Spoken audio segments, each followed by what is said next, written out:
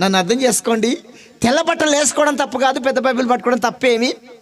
కలిగితే మనం ఆదివారం నాడు తెల్లటి వస్త్రాలు ధరించుకోవడం మంచిది. పరలోకం వెళ్ళాక తెల్లటి వస్త్రాలు ఉంటాయి, నల్లటి వస్త్రాలు ఉంటాయి.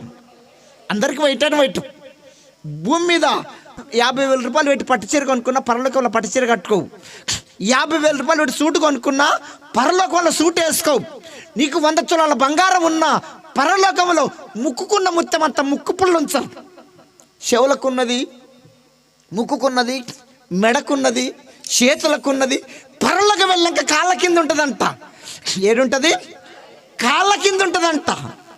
నన్ను అర్థం చేసుకోండి. తెల్ల బట్టలు వేసుకోవడం తప్పేమి. మన వస్త్రాలు కూడా వేరే వాళ్ళకి సాక్ష్యం చెప్తే అంట. మన బట్టల ద్వారా కూడా ఒకళ్ళని మందిరాన్ని నడిపించవచ్చు. ఆదివారం నాడు మన చర్చికి 70 మంది వస్తారనుకుందాము.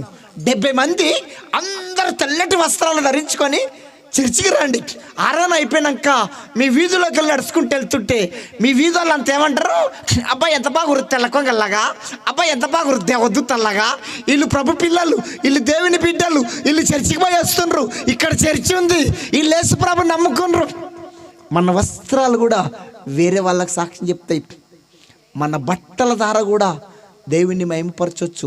అప్పుడప్పుడు నేను గుంటూరు గోరెట్లకి వెళ్తా. ఏసన్న వాళ్ళ చర్చి ఉంది కదా, ఏదన్నా స్పెషల్ కూడికలు అయితే ఏదన్నా మంచి స్పీకర్ వస్తే విందామని, వాక్యం మీద కొంచెం నేర్చుకుందామని, ఏదన్నో దేవుడు మాట నేర్పించడని వెళ్తా.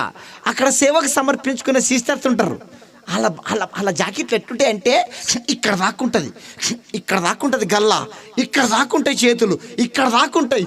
తెల్లటి వస్త్రాలు ధరించుకొని 20 మంది రోడ్డు పైన నడుచుకుంటూ వెళ్తుంటే వీళ్ళు దేవదూతలా అన్నట్టుగా ఉంటుంది.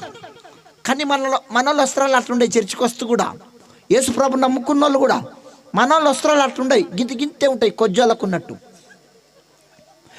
నన్ను క్షమించండి, ఉన్నది ఉన్నట్టుగా మాట్లాడిపోతాను. మీ పాస్టర్లు రీసెంట్ మాటలు చెప్పరు, చెప్తే మీరు చర్చికి రారని చెప్పరు. నాది పర్మనెంట్ డ్యూటీ కాదు. పిలిచినా సరే పిలవపోయినా సరే మధ్యలోకి వెళ్ళి మై గుంజుకున్నా సరే గింతే ఉంటాయి. ఆ జాకెట్లు పాడగా నవ్వే జాకెట్లో ఎంత తక్కువ కుడితే అంత రేట్ ఎక్కువ అంట. వీటికి ఎంత తక్కువ కుడితే అంత రేట్ ఎక్కువ, ఎంత నిండు కుడితే అంత రేటు తక్కువ. బైబిల్లో ఒక మాట ఉంది, మందిరానికి వస్తప్పుడు నీ ప్రవర్తన జాగ్రత్తగా చూసుకో, తగుమాత్రం వస్త్రములు జాగ్రత్త.